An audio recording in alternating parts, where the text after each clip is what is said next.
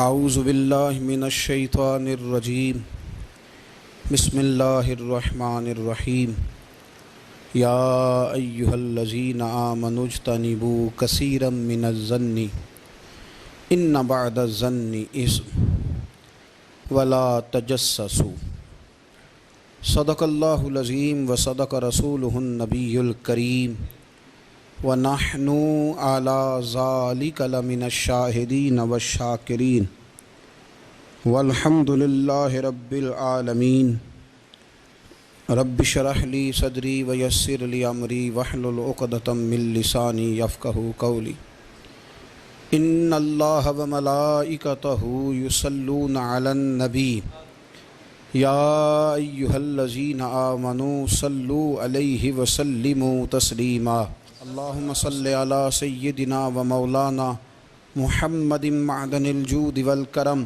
وآلہ وصحبہ وبارک وسلم۔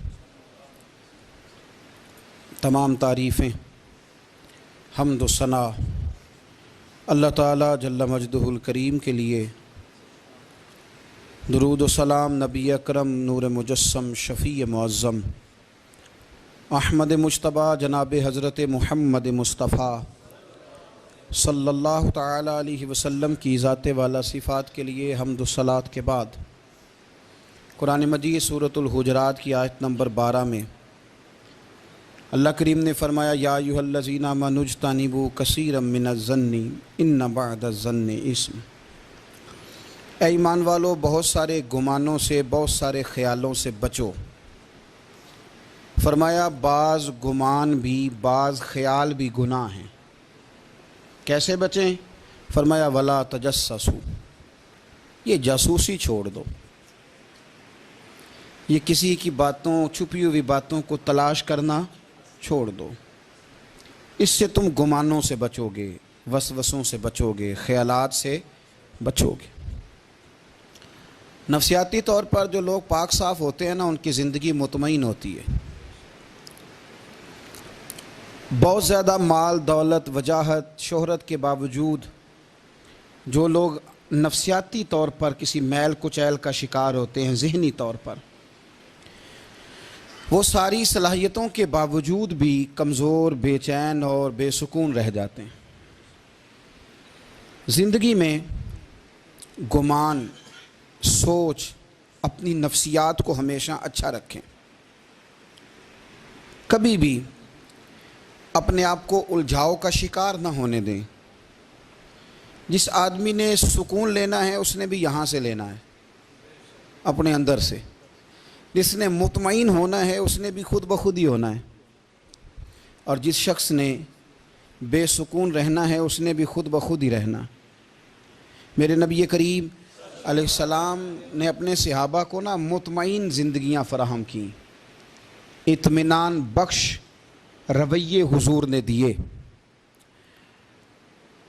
آپ غور فرمائیں گے کہ غریب ترین صحابہ بھی جب کوئی ان سے پوچھتا تھا کیفیت کیا ہے تو وہ کہتے تھے الحمدللہ، اللہ نے ہمیں نبی کریم کا غلام بنا دیا ہے۔ اب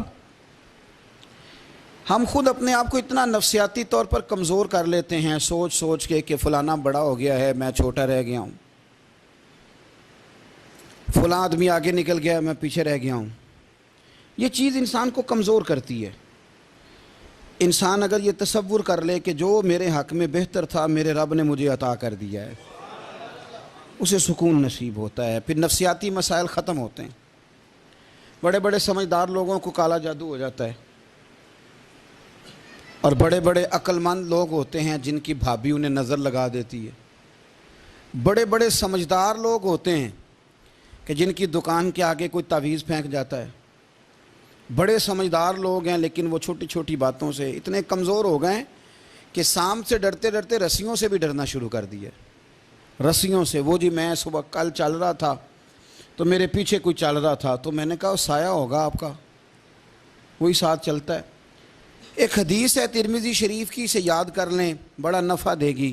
میرے نبی کریم علیہ السلام نے فرمایا اگر ساری دنیا مل کے بھی تیرا نقصان کرنا چاہے تو جب تک رب کی مشیت نہ ہو تیرا نقصان ہو نہیں سکتا۔ ختم ہو گئی بات۔ باہر آ جائیں اس چیز سے۔ اور فرمایا سارے زمانے کے لوگ مل کر تیرا نفع کرنا چاہیں تو جب تک اللہ نہ چاہے وہ تیرا کوئی نفع کر نہیں سکتے۔ نقصان بھی اللہ کی مشیت پہ ہے، نفع بھی اللہ کی رضا پہ ہے، تو پھر آپ بلا وجہ لوگوں کو دیکھ کر ٹینشن کیوں لیتے ہیں؟ پریشانی کاہے کی ہے؟ آزمائش کس بات کی ہے؟ اپنے آپ کو سکون دیں، اپنے آپ کو مطمئن کریں، کہیں رب بڑا ہی مہربان ہے، اس نے جہاں اچھا سمجھا ہے وہاں اس نے مجھے رکھا ہے۔ اپنے ذہن کو اطمینان دیں، سکون دیں۔ میرے نبی کریم علیہ الصلاۃ والسلام کی پوری حیات مبارکہ میں آپ کو شکوہ نہیں ملے گا کہیں بھی۔ حضور یتیم پیدا ہوئے، کتنی دفعہ آپ کو کتابوں میں ملتا ہے کہ حضور روئے ہوں کہ میرا باپ ہوتا تو ایسے ہوتا، میری اماں ہوتی تو ایسے ہوتی۔ ہم روز نہیں روتے؟ نبی کریم صلی اللہ تعالیٰ علیہ وسلم نے اپنی زندگی ساری آزمائشوں میں گزاری۔ کہیں آپ کو محسوس ہوتا ہے کہ نبی کریم صلی اللہ علیہ وسلم کسی کے پاس بیٹھے اور فرمایا آؤ میں تمہیں اپنے دکھ سناؤں؟ ہمیں تو مسئلہ بن گیا ہے، ہم لوگوں نے اپنے آپ کو غیر مطمئن بنا لیا ہے۔ ہم ان ساری چیزوں کی ڈیمانڈ کرتے ہیں جو ہمارے مالک نے مناسب نہیں سمجھی ہمیں دینی۔ ہمیں اپنے آپ کو مطمئن کرنا چاہیے، سکون میں رکھنا چاہیے۔ اگر آپ تھوڑا سا اپنے آپ کو سکون دیں، اطمینان دیں، کہیں الحمدللہ، اللہ تبارک و تعالی جہاں جس کو چاہتا ہے وہاں اسے بٹھا دیا کرتا ہے۔ پھر ہم لوگوں کا منصب چھیننا چاہتے ہیں، حسد کرتے ہیں، بغض پیدا ہوتا ہے، عداوت پیدا ہوتی ہے، نقصان ہوتا ہے۔ فطری طور پر جو صلاحیتیں اللہ نے دی ہوتی ہیں ان کو بھی زنگ لگ جاتا ہے، زنگ لگنے لگتا ہے ان سب چیزوں کو جو اللہ نے اپنے فضل سے ہمیں دی ہوتی ہیں۔ تو بات کو یاد رکھیں، زندگی میں آپ مطمئن ہو جائیں کہ رب کریم نے جو دیا ہے وہ کمال ہی دیا ہے، کمال ہی۔ حضور کی ایک زوجہ محترمہ تھی تو ان کے ہاتھ ذرا لمبے تھے، مومنوں کی ماں۔ بعض خواتین نے ان سے کہا کہ لمبے ہاتھوں والی، ہم بنا لیتے ہیں نا یہ بھی بات کہ اس کا ناک موٹا ہے تو اس کی آنکھیں چھوٹی ہیں، تو اس کے کان بڑے ہیں تو اس کے ہاتھ کیسے ہیں، تو کہا لمبے ہاتھوں والی۔ تو وہ پریشان ہو گئی، نبی کریم علیہ السلام تشریف لائے، کیا ہوا؟ عرض کی یا رسول اللہ مجھے لمبے ہاتھوں والی کہتے ہیں۔ تو حضور فرمانے لگے یہ پریشان ہونے والی بات ہے کہ خوش ہونے والی بات؟ یا رسول اللہ کیا مطلب؟ فرمایا تو کہہ کہ رب نے لمبے ہاتھ اس لیے دیے ہیں تاکہ میں سخاوت زیادہ کر سکوں، میں سخاوت زیادہ۔ یہ جو میرا چہرہ ہے نا، یہ جو آپ کا چہرہ ہے، یہ آپ کی چاہت ہے کہ اللہ کی؟ فی ای صورت ما شاء رکبک، اللہ فرماتے ہیں جیسے میں نے چاہا ہے ویسے تجھے بنایا ہے۔ تو اگر میرا موٹا ناک، میری چھوٹی آنکھیں، میری بڑی آنکھیں، میرے چپٹے کان، یہ میرے تو نہیں، یہ تو میرے رب کی چاہت ہے۔ مجھے اپنے موٹے ہونٹوں سے نفرت کرنی چاہیے کہ اللہ کی چاہت سے پیار کرنا چاہیے؟ مجھے اپنے کالے رنگ پر پریشان رہنا چاہیے کہ رب کی چاہت پر مجھے پیار آنا چاہیے؟ اللہ کی چاہت پر پیار کر، یہ چاہت ہے اللہ کی، یہ چاہت ہے، تو اللہ کی چاہت سے محبت کر۔ تو پریشان ہو رہا ہے فلانے کا رنگ ہو رہا ہے تو میرا کالا ہے، فلانے کا مکان بڑا ہے تو میرا چھوٹا ہے، فلاں بڑی گاڑی میں کیسے بیٹھ گیا؟ بھئی اللہ نے چاہا تھا بیٹھ گیا، اللہ نے میرے لیے سائیکل پسند کی ہے، مجھے الحمدللہ کہہ کے سائیکل پہ بیٹھنا چاہیے، اس نے پسند کی ہے، اس کی رضا ہے کہ میں یہاں رہوں۔ تو ایک بات تو یہ ہمیشہ یاد رکھیں کہ آپ اپنے آپ کو مطمئن کریں، زندگی میں سکون دیں۔ نفسیاتی طور پر ہم بڑے ڈسٹرب اس لیے ہیں کہ ہم بے سکون رہتے ہیں جان بوجھ کے، وجہ ہی کوئی نہیں۔ لیکن جب تک زندگی ہے اللہ نے زندہ رکھنا ہے، اور جب وقت آ جانا ہے تو پھر کوئی ہمیں بچا سکتا، تو ٹینشن کس بات کی ہے؟ ڈپریشن کس بات کا ہے؟ ایک بات۔ دوسری بات یہ کہ دوسروں کی نفسیات کا بھی تھوڑا تھوڑا خیال کریں۔ ہم پتہ کیا چاہتے ہیں؟ سارے میرے مطابق چلیں، پھر نفسیاتی مسائل پیدا ہوتے ہیں۔ میرے ساتھ اگر 100 بندہ پیار کرتا ہے تو ان کے مطالبے الگ الگ ہیں۔ کوئی کہتا ہے جناب کو پیار ہی کرنا چاہیے، ہر ایک سے مسکرا کے ملنا چاہیے، کوئی کہتا ہے حضرت صاحب اتنا بھی پیار کریں تو لوگ نگل جاتے ہیں، تھوڑی ڈنڈی پٹی بھی ہونی چاہیے۔ دونوں قسم کے لوگ ہیں نا جی۔ ایک وہ شخص ہے جو کہتا ہے اتنا بڑا مجمع ہے تو 2 سیکیورٹی گارڈ بھی ہونے چاہیے۔ تیسرا کہتا ہے جی یہ عجیب عجیب لگتا ہے، ایک گارڈ رکھے ہوں کسی بندے نے، کسی بڑے تو یہ ہر بندے کا مطالبہ. اب آپ نے کیا کرنا ہے؟ آپ نے لوگوں کے مزاج کی رعایت کرنی ہے. جہاں تک آپ پیار کر سکیں آپ نے کرنا ہے. جہاں تک محبت کر سکیں آپ نے محبت. نبی پاک نا بچوں کے مزاج کا خیال کرتے, چھوٹے بچوں. حضور پاک سے گزرتے تو فرماتے السلام علیکم. ایک بچے نے نا حضور کے کپڑوں پر پیشاب کر دیا تھا. اس کی ماں پریشان ہو گئی. بخاری ہے. یا رسول اللہ وہ بچہ تھا پتہ نہیں چلا. تو نبی پاک فرمانے لگے کیا ہو گیا, وہ بچہ ہے, اللہ نے پانی پیدا کیا نا, ابھی اس پہ پانی بہائیں گے سب ٹھیک ہو جائے گا. وہ بچہ ہے. لیکن حاجی صاحب گھر میں بگڑ جاتے ہیں. پوتا اگر پیشاب کر دے کہتے ہیں میں نماز پڑھنی ہوں, وہ بگڑ جاتے ہیں. پیر صاحب بگڑ جاتے ہیں اس بات پہ. علامہ صاحب بگڑ جاتے ہیں. سیٹھ صاحب کہتے ہیں پتہ ہی نہیں بچے نے پیشاب کر دیا ہے. حضور نے فرمایا کہ بچہ بچہ ہوتا ہے, وہ چھوٹا ہے, اس کا ایک مزاج ہے, اس کا ایک مطالبہ ہے. اب آپ یہ کہیں کہ وہ بڑا مجھے پاک صاف سمجھتا ہے تو اس رویے سے میرے ساتھ وہ ملاقات کرے. آپ اس کے مزاج کی رعایت کریں گے. نبی کریم کے غلام کے بیٹے ہیں حضرت اسامہ بن زید. نواسوں کی بات نہیں سنا رہا. زید بن حارثہ حضور کے غلام تھے, ان کے بیٹے ہیں. چھوٹی عمر تھی, ناک بہ رہا تھا. ویسے دادا جی ناک صاف کر دیتے ہیں پوتے کا, ہو سکتا ہے وہ ڈانٹ دیں کہ چل دوڑ جا کتنا گندا, اماں سے کہا تیرا ناک صاف کرے, چل نالائق. نانا بھی کہا چل بھاگ جا, کیونکہ وہ حاجی صاحب نے وضو کرنا ہے, نماز پڑھنی ہے, تو ان کے قریب یہ چیز آ گئی تو بڑا مسئلہ بن جائے گا. نبی کریم صلی اللہ علیہ وسلم نے کہا عائشہ اسامہ کی ناک بہ رہی ہے صاف کر دو.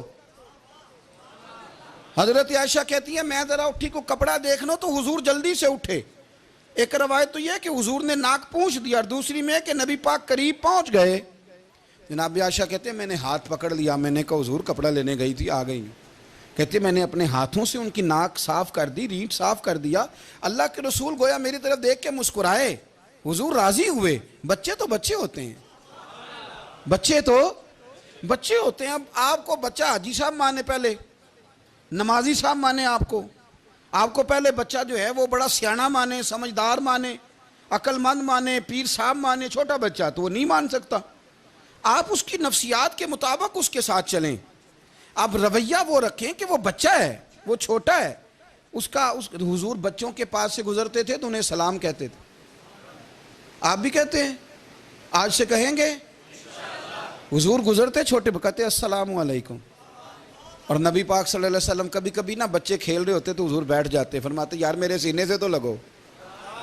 حضور زمین پہ بیٹھ جاتے, بچہ یوں ہاتھ پہ, بچہ دوڑا آتا, حضور کے سینے سے جب لگتا تو نبی پاک گر جاتے اور فرماتے اوئے ہوئے تم نے تو مجھے گرا ہی دیا ہے.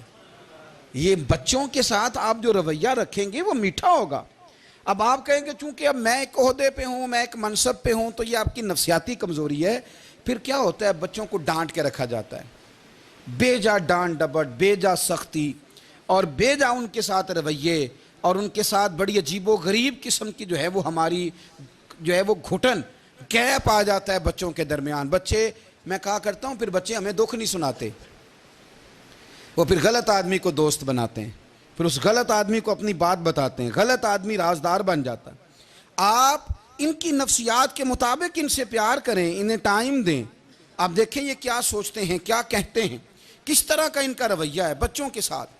پھر نوجوان جب کوئی ہو جاتا ہے تو اس کی سوچیں جوان ہو جاتی ہیں. نوجوانوں سے معذرت کے ساتھ نبی پاک علیہ السلام نے نوجوانوں کی حکومت سے پناہ مانگی, نوجوانوں کی حکومت سے پناہ مانگی ہے, اس لیے کہ نوجوان بڑی جلدی پیار بھی کرتا ہے اور بڑی جلدی نفرت بھی کرتا ہے. سوچیں مضبوط نہیں ہوتی. نوجوان آدمی, جوان آدمی, بکھری ہوئی سوچیں ہوتی. میرے رسول کریم صلی اللہ علیہ وسلم نوجوانوں سے ان کے مزاج کے مطابق ڈیل کرتے تھے, ان کی طبیعت کے مطابق ان کی ذہن سازی کرتے تھے. ہم نا جوانوں کو وقت نہیں دیتے, ہم مطالبہ کرتے ہیں نوجوان سے کہ وہ ہے نوجوان باتیں بوڑھوں والی کرے. اگر جوانی میں بوڑھوں والی باتیں کرے تو پھر تو شیخ سعدی کہتے ہیں سارے بوڑھے چھوڑ کے اس نوجوان کے پاس بیٹھو, اس کے پاس فیض زیادہ ہے. اگر ایسا ہو جائے, کیونکہ در جوانی توبہ کردن شیوائے پیغمبری, یہ تو اچھی بات ہے. لیکن میرے عزیز اگر ایسا نہ ہو, ایسا ممکن نہ ہو, تو پھر نوجوان کو آپ اس کی طبیعت کے مطابق ڈیل کریں. آپ اس کی سوچ دیکھیں, اس کا رویہ دیکھیں, اس سے پیار کریں. نبی کریم علیہ السلام کے پاس ایک نوجوان داخل ہوا، اندر داخل ہوتے ہی اس نے فٹافٹ ایک بات کر دی، کہنے لگا یا رسول اللہ مجھے زنا کی اجازت دے دیں، میرے جذبات بہت بھٹک گئے، میں روک نہیں سکتا۔ ہمارے ہاں ہمارے گھر میں کوئی فون کرے تو ہم غیرت مند بن جاتے ہیں، میری غیرت کو گوارا نہیں کہ کوئی میرے گھر میں فون کرے، اور اگر میں کسی کے گھر میں فون کروں تو پھر غیرت کدھر گئی؟ پھر بھی آپ غیرت مند نہیں صاحب، پھر بھی آپ غیرت مند نہیں۔ اگر آپ کسی کے گھر فون کرتے ہیں تو آپ غیرت مند نہیں، تو یاد رکھیں اگر آپ یہ حرکت کر رہے ہیں تو پھر آپ کو بھی تھوڑا احساس ہونا چاہیے نا۔ نبی کریم صلی اللہ تعالیٰ علیہ وسلم سے اس نے کہا مجھے زنا کی اجازت دیں دے، حضور فرمانے لگے آگے آ جاؤ۔ حضرت عمر کہتے ہیں مجھے بڑا غصہ تھا، میرا دل کر رہا تھا اٹھوں اور 2 تھپڑ ماروں اسے، طریقہ ہے بات کرنے کا۔ حضور نے بلایا، پاس بٹھایا، تھپکی دی، فرمایا ایک بات تو بتا، تیرے سوال کا جواب پھر دیتا ہوں، ایک بات تو بتا یا رسول اللہ صلی اللہ تعالی وسلم۔ ارشاد فرمائیے، حضور فرمانے لگے تو پسند کرتا ہے کہ تیری بہن کے ساتھ کوئی زنا کرے؟ پسند کرتا ہے تو کہ تیری بہن کے ساتھ کوئی زنا کرے؟ کہنے لگا حضور میں بات بھی سننا پسند نہیں کرتا۔ تیری بیٹی کے ساتھ؟ کہنے لگا حضور زبان اس کی کھینچ لوں گا جو یہ بات کرے گا۔ کہا تیری ماں، تیری پھوپھی، خالہ کا؟ حضور خبردار کسی بندے کو میں اجازت نہیں دوں گا۔ تو رسول کریم فرمانے لگے جس سے تو زنا کی اجازت مانگ رہا ہے وہ بھی تو کسی کی بہن ہے نا، وہ بھی تو کسی کی بیٹی ہے۔ جو غیرت، جو حمیت تجھے اپنے گھر کے بارے میں آتی ہے وہ دوسرے کے بارے میں کیوں نہیں آتی؟ جب نبی کریم نے اس نوجوان کو اس کے مزاج کے مطابق سمجھایا تو اس کی آنکھوں میں آنسو آ گئے، عرض کرنے لگا یا رسول اللہ صلی اللہ تعالیٰ علیہ وسلم، حضور زنا کی ارادہ تو ایک طرف، آج کے بعد میری زبان پر اس کا نام بھی نہیں آئے گا۔ آپ سامنے والے کی نفسیات کو دیکھیں، آپ اپنے موڈ میں نہ رہیں۔ مجھے بڑی اچھی طرح یاد ہے ایک دفعہ نا مسجد میں ایک بچے نے نا آدھی بازوؤں کی شرٹ پہن کے نماز پڑھی، ایک بابا جی نے ان کو نا منع کیا، کہنے پورا کپڑے پا کے آیا کر، پتہ نہیں تمہیں؟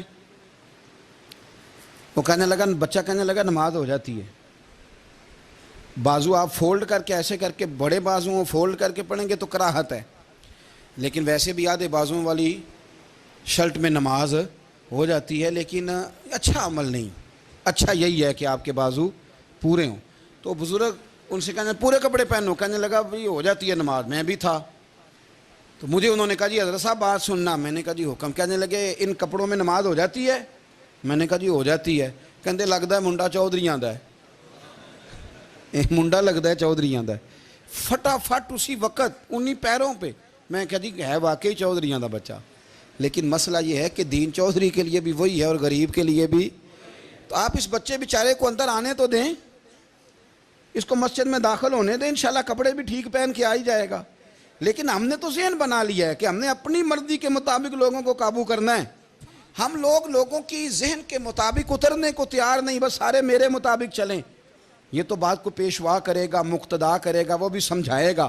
رسول کریم علیہ الصلوۃ والسلام لوگوں کو جبرن نہیں جھکاتے تھے، حضور دلائل دیتے تھے۔ نوجوان بچوں کو موقع دیں، انہیں سمجھائیں، انہیں قائل کریں، ان سے پیار کریں، ان کی نفسیات کو سمجھیں، اس کے مطابق ان کے ساتھ آپ ڈیل کریں، پھر آگے بڑھیں۔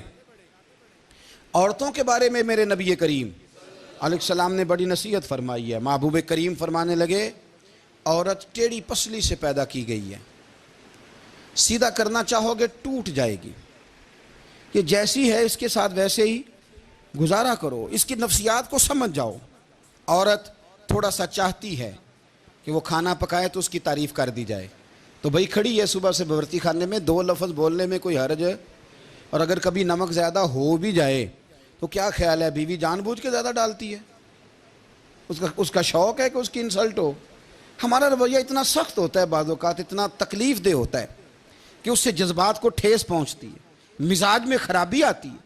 تھوڑی تعریف دیکھیں، عورت چاہتی ہے تھوڑا سا کہ میرے خاندان والے، میرے سسرال والے میری تھوڑی عزت کریں، تو وہ اگر سارا کچھ چھوڑ چھاڑ کے آ گئی ہے تو جس طرح ہم اپنی بیٹی کے لیے ذہن رکھتے ہیں عزت کا، اگر تھوڑا اس کے لیے بھی بنا لیں گے تو میرا خیال ہے کوئی حرج والی بات ہم نا لوگوں کا خیال رکھنے کی بجائے لوگوں کو چڑھاتے ہیں.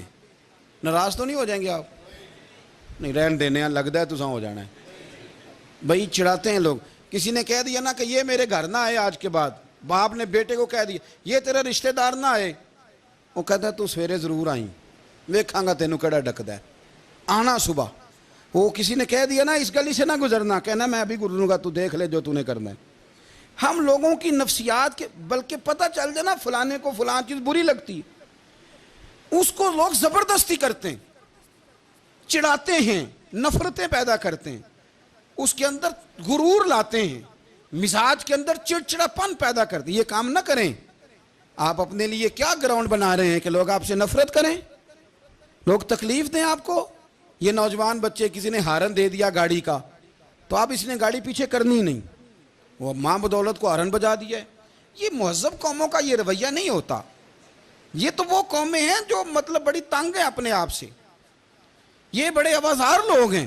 ٹھنڈے رہیں, میٹھے رہیں, پیار کریں, دوسروں کے جذبات کا احساس کریں. نبی کریم صلی اللہ تعالیٰ علیہ وسلم نے ایک دن حضرت عائشہ صدیقہ سے کہا, عائشہ تیرے ساتھ ایک بات نہ کروں, حضور کریں. فرمایا جب تو ناراض ہوتی ہے تب بھی مجھے پتہ چل جاتا ہے, اور جب تو راضی ہوتی ہے تب بھی مجھے خبر ہو جاتی ہے. اتنا دھیان رکھتے ہیں خاوند گھر میں کہ اب اس کی پوزیشن کیا ہے, اور اب یہ کیا سوچتی ہے, اور کس بات پہ اس کو جو ہے وہ ناراضگی ہوتی ہے. مجھے جب تو راضی ہوتی ہے تب بھی پتہ ہوتا ہے. ناراض تو حضرت عائشہ کہتی ہے نہیں نہیں حضور ایسی تو بات ہی کوئی نہیں, آپ بتائیں.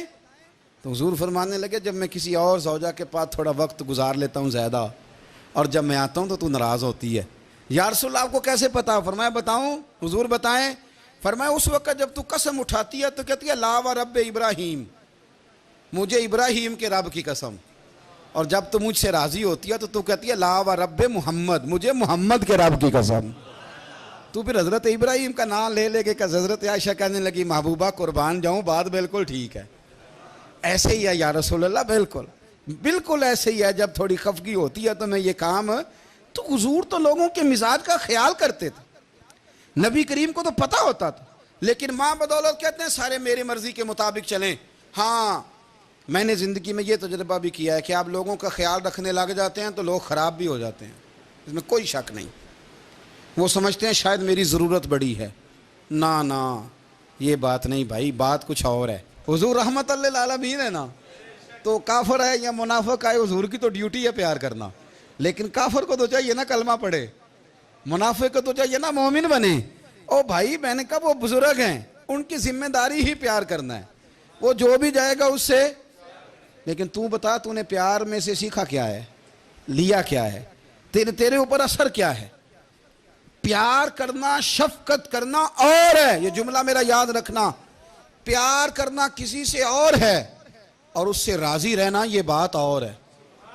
کسی پر شفقت کرنا اور ہے, اور اس بندے سے راضی رہنا, یہ آپ دیکھیں کہ وہ راضی ہے آپ سے کہ نہیں, کہ خالی پیار ہے, خالی شفقت ہے. شفقت تو مجبوری ہے, کرنی ہے. تو میرے عزیز یاد رکھیں, نبی کریم تھوڑا تھوڑا خیال کرتے, دیکھتے بندہ اس کے مزاج کے مطابق. دیہاتی آتا تو حضور اس کا بھی خیال کرتے. حضرت ظاہر دیہاتی تھے, وہ آتے تھے ترکاریاں لے کے گاؤں سے. نبی کریم صلی اللہ علیہ وسلم پیار کرتے تھے, وہ کئی دفعہ عجیب و غریب باتیں بھی کرتے تھے, حضور محبت سے پیش آتے تھے.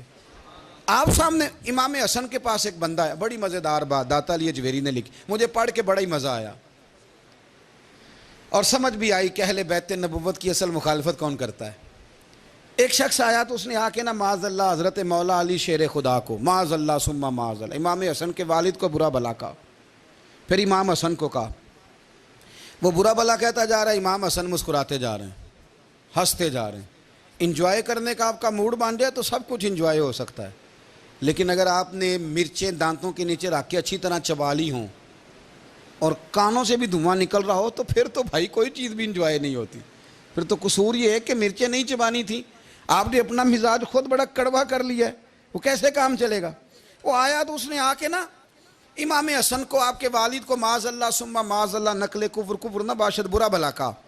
وہ کہتا جا رہا ہے, امام صاحب ہنستے جا رہے ہیں. جب وہ تھک گیا تو امام حسن فرمانے لگے روٹی کھانی ہے, بھوک تو نہیں لگی ہوئی؟ کہنے لگا بڑی لگی ہوئی ہے. فرمانے لگے اس کو روٹی کھلاؤ. اس کو روٹی کھلائی. فرمایا تیرا حال؟ کہنے لگا بڑا غریب ہوں. ایک پیالے میں چاندی بھر کے امام حسن نے اسے دی، اور جب اس کو دے دی نا تو غور سے چہرہ دیکھنے لگا، کہنے لگا آپ کا حلم دیکھ کے، سخاوت دیکھ کے مجھے یقین آ گیا ہے کہ آپ واقعی خون رسول ہیں۔ امام صاحب فرمانے لگے یہ بیچارہ اصل میں تنگ ہے اپنی زندگی سے، اصل اس کا حال کوئی نہیں، تو میرے ساتھ یہ حرکتیں کر رہا ہے۔ تو یہ آپ سمجھیں اس بات کو، کچھ لوگ بیچارے ویسے ہی تنگ ہوتے ہیں، پریشان ہوتے ہیں، ویسے ہی بلا وجہ معاملہ ہی کوئی نہیں۔ امام حسن رضی اللہ تعالیٰ عنہ نے ہمیں سبق دیا ہے۔ وہ علامہ اقبال کہتے ہیں کہ ایک مولانا نا میرے سامنے نا ایک بھوکے آدمی کو سامنے بٹھا کے تو حدیث پاک کا درس دے رہے تھے۔ وہ بندے کو بھوک بڑی لگی ہوئی تھی، وہ درس دیتا جا رہا ہے۔ تو اقبال کہتے ہیں میں نے اسے کہا کہ فاقہ کش کو درس شریعت سے کیا غرض، اس کے شکم کی آگ کو تو روٹی چاہیے، وہیں سے روٹی کھلا، اسے تیری کوئی سمجھ نہیں آ رہی، تو بھوک لگی ہوئی ہے، پہلے کھانا کھلا لے، پھر ذرا اس کے ہوش ٹھکانے آئیں گے، پھر اسے دین کی بات بتانا۔ ہم لوگوں کا ذہن نہیں سمجھتے کہ بندہ کس قسم کا ہے۔ سارے ہی صحابہ حیا والے تھے، سارے ہی اکرام والے تھے، پر حضور سید عالم صلی اللہ علیہ وسلم کی پیاری زوجہ حضرت عائشہ صدیقہ رضی اللہ تعالیٰ عنہ فرماتی ہیں کہ میں حضور کے گھر میں پردے کے پیچھے دیکھ رہی تھی، نبی کریم آرام فرمائیں، تو حضور کی نا تہمت مبارک پنڈلیوں سے ذرا اونچی ہو گئی، پنڈلیوں سے ٹخنوں تک مرد کا چھپا ہوا ہو تو وہ جائز ہے، اس سے نیچے ننگا نہیں کرنا چاہیے، اوپر اس سے ٹخنوں سے اوپر، نیچے ہو بھی جائے تو خیر ہے۔ حضور کی پنڈلیاں نا تھوڑی سی چادر ہٹی ہوئی تھی، پنیاں کہتے ہیں ہم پنجابی میں، پنڈلیوں سے ذرا چادر ہٹ گئی، حضور لیٹے رہے، آرام فرما رہے۔ فرماتی ہیں باہر دستک ہوئی، حضور نے فرمایا کون ہے؟ عرض کی ابو بکر صدیق یا رسول اللہ، اجازت ہو تو حاضر ہو جاؤں؟ حضور نے فرمایا آ جاؤ۔ کہتے ہیں حضور لیٹے رہے، حضرت ابو بکر آئے، بات چیت ہونے لگی، تھوڑی دیر کے بعد پھر دستک ہوئی، کون ہے دروازے پہ؟ یا رسول اللہ عمر بن خطاب ہوں۔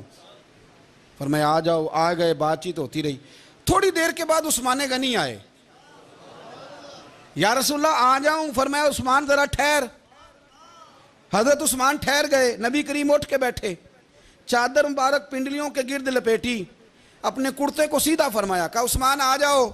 تو عثمان آئے، بات چیت ہوئی، چلے گئے۔ سیدہ کہتی ہے میں نے پوچھا یا رسول اللہ عثمان تو بڑی ٹھنڈی طبیعت کا بندہ ہے، وہ تو بڑا میٹھا آدمی ہے، حضور کوئی جاہو جلال نہیں، کوئی بات نہیں، کوئی، وہ تو بڑا پیارا ہے۔ عمر آئے تو آپ لیٹے رہے، ابو بکر آئے تو آپ لیٹے رہے، تو عثمان؟ حضور فرمانے لگے عائشہ عثمان سے تو فرشتے بھی حیا کرتے ہیں، عثمان سے تو فرشتے بھی حیا کرتے ہیں، تو میں نہ حیا کروں؟ آپ اس بات کو سمجھیں، غور کریں کہ اگر ان کی طبیعت اس طرح کی ہے کہ وہ کہتے ہیں کہ وجود زیادہ چھپا ہوا ہونا چاہیے، تو نبی پاک نے ان کی طبیعت کا خیال کیا ہے، حضور نے ان کے مزاج کا۔ تو آپ کو نہیں پتا کہ ابا جی آپ کے کیا سوچتے ہیں، کیا چاہتے ہیں؟ آپ کو نہیں پتا آپ کے استاد کا مزاج کیا ہے؟ آپ کو نہیں پتا آپ کے مرشد کامل کی طبیعت کس طرح کی ہے؟ وہ کن باتوں میں راضی ہوتے ہیں، کن میں ناراض ہوتے ہیں، ہمیں سارا پتا ہوتا ہے، لیکن ہم چاہتے ہی نہیں صحیح کرنا معاملات کو۔ ہم اپنے وجود پر تھوڑا سا بوجھ ڈالنا ہی نہیں چاہتے، اپنی طبیعت کو تھوڑا سا تکلیف دینا ہی نہیں چاہتے۔ حضرت صدیق اکبر رضی اللہ تعالی، مالدار آدمی، کروڑوں پتی شخص، لیکن انہوں نے نا ایک موقع پہ پھر ٹاٹ کا لباس بھی پہن لیا۔ تو کسی نے ان سے کہا ابو بکر یہ کیا؟ فرمانے لگے نبی کریم کو، میرے آقا کو غریبی پسند ہے، تو ابو بکر غریب بن گیا ہے، ختم ہو گئی، جے سونا ہی میرے دکھ وچ راضی تے میں سکھ نو چلے ڈاواں، ٹھیک ہو گئی بات۔ وہ جس حال میں رکھے اس حال میں راضی رہنا ہے۔ یہ جو مزاج ہے نا ہمارا کہ میں ڈھلنا نہیں چاہتا، میں بدلنا نہیں چاہتا، ہم تو غلام ہیں پھر بھی نہیں بدلتے، تھوڑا سا خیال کریں۔ میں کہا کرتا ہوں کہ اماں کو زیادہ نہیں ضرورت پیسوں کی، ہاں ماں تو ماں ہوتی ہے، وہ کو ریٹ لگا کے تیرے سے پیسے مانگے گی۔ اماں کو تو بس اتنی ضرورت ہے کہ ماں جو کہہ دے جی کر دو۔ ماں کو تو اتنی ضرورت ہے کہ 2 منٹ رات کو بیٹھ جاؤ پیروں میں، اماں لا تیرے پیر دبا دوں، بھائی اتنا ہی کافی ہے۔ وہ کہے گی او ہو میرا پتر بڑا چنگا، اللہ وہی انج دی اولاد سارے نو دے وے، او بھائی ایسے کر دے۔ وہ تو سویرے پورے محلے کو، ابا جی کو کوئی نہیں ضرورت تیرے پیسوں کی، ہاں نا، ان کو تو ضرورت ہے۔ تو کبھی کبھی تو ان کو موٹر سائیکل پہ بٹھائے اور کہ ابا جی منڈی جانا تھا، میرا دل تھا کٹھے چلیں گے، آئیں ذرا پیار سے چلتے ہیں، کبھی ان سے پیار کرے، کبھی کہے ذرا کندھے نہ دباؤں۔ او یارو اس کی ضرورت ہے، نہیں ضرورت مرشد کامل کو کسی کے پیسوں کی، نہ، اللہ جانتا ہے جو کامل آدمی ہوتا ہے اسے ضرورت ہی نہیں ہوتی۔ اسے تو اتنی ضرورت ہوتی ہے کہ اس نے کہہ دیا سیانے بن جاؤ تو سیانے بن جاؤ، اس نے کہہ دیا نیک ہو جاؤ تو نیک، اس نے کہا ہے کہ آج آ جانا تو پھر، اور نہ یار کہاں ضرورت ہے تیری، میں اتنا ہی بڑا، ہم لوگ دوسروں کے بارے میں سوچتے ہی نہیں، بس میں مجھے سکون دو، میرے مطابق ڈھل جاؤ، میری بات کرو، اور نہ یارو میرے رسول کریم، میرے نبی رحمت سرور دو عالم صلی اللہ علیہ وسلم دوسروں کا خیال کرتے، ان کے مزاجوں کا خیال کرتے، ان کی طبیعت کا خیال کرتے، ان کے معاملات کو دیکھتے، میرے رسول پاک علیہ السلام تو دیکھتے کون شخص کس طرح کا ہے، کس رویے کا ہے، کس انداز کا ہے، اس کو اس کے مطابق عزت دیتے، وقار دیتے، نواز دیتے، اس شخص کا اس طرح کا اکرام کرتے۔ میرے نبی کریم صلی اللہ علیہ وسلم فرماتے ہیں میں نے معراج کی رات میں نے جنت میں ایک محل دیکھا، میرا دل کیا میں اندر سے جا کے دیکھوں، پر اس کے دروازے کے قریب گیا تو عمر فاروق کا نام لکھا تھا۔ فرماتے ہیں میں نے کہا عمر ذرا طبیعت کا سخت ہے، تو اس نے کہنا ہے قانون یہ ہے کہ پہلے اجازت لو پھر کسی کے گھر جاؤ، چلو ہم نہیں جاتے، عمر سے پوچھ کے چلے جائیں گے، گھر جو عمر کا ہے۔ نہیں آپ کو سمجھ آئی میری بات کی یار، نہیں سمجھے، جن کے قدموں کے صدقے گھر ملا ہے، اگر وہ یہ خیال کرتے ہیں کہ سامنے والے سے پوچھ لینا چاہیے، نہیں آپ نہیں سمجھے، او بھائی جن کے برکت سے وہ مکان ملا ہے، اگر وہ مزاج کا اتنا خیال رکھتے ہیں تو پھر مزاج رسول کا بھی تو خیال ہونا چاہیے نا، پھر مزاج سنو، پھر نبی کریم صلی اللہ علیہ وسلم واپس آئے، حضور نے بتایا وہ عمر تیرا مکان بڑا پسند ہے یار، میں اندر جانے لگا تھا، دروازے پہ حور بھی بیٹھی تھی، جانے لگا تھا اندر، تو وہ میں اس لیے نہیں گیا کہ عمر قانون کو بڑا پابند ہے، اس نے کہنا ہے کہ قانون تو اجازت لے کے جاؤ، حضرت عمر رو پڑے، عرض کرنے لگی حضور میں کہاں اور جنت کا مکان کہاں، مختصر سی میری کہانی ہے، یہ جو بھی ہے آپ کی مہربانی ہے۔